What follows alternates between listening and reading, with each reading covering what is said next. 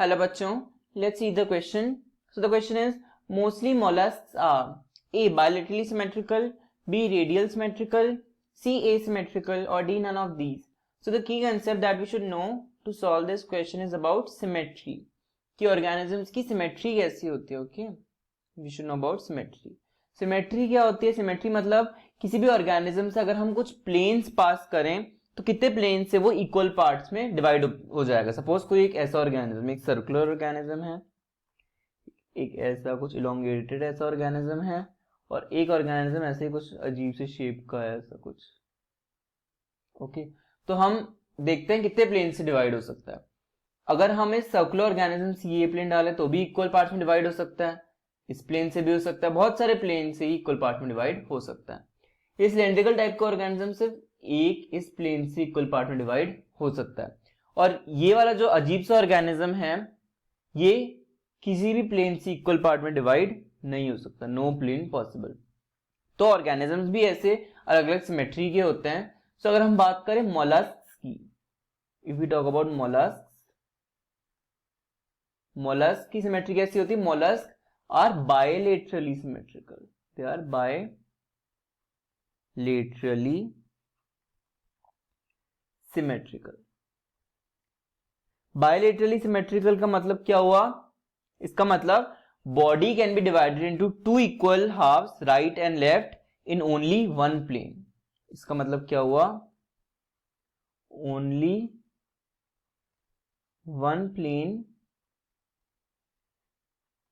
Can divide body into two equal halves. Okay, into two equal halves. So it is bilaterally symmetrical.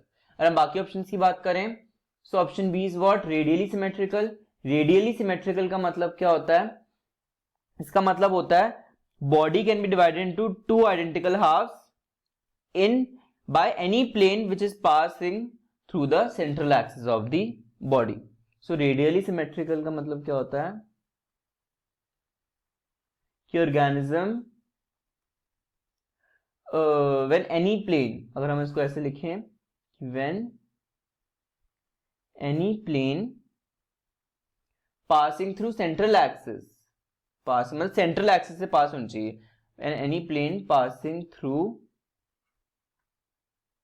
Central axis of body, central axis of body, तो ये क्या करती है? It divides the organism, it divides the organism into two equal halves. Two equal halves.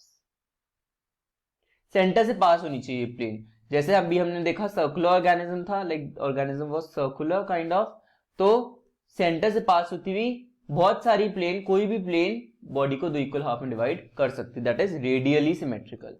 And option C is what? Option C is asymmetrical. तो asymmetrical तो हमें पता है, एसिमेट्रिकल वो ऑर्गेनिजम्स होता है जिनको कोई प्लेन डिवाइड नहीं कर सकता टू इक्वल हाफ्स में. एसिमेट्रिकल के एग्जांपल्स क्या हुए? एसिमेट्रिकल के एग्जांपल्स हमारे पास होते हैं like sponges, Porifera. Sponges are asymmetrical.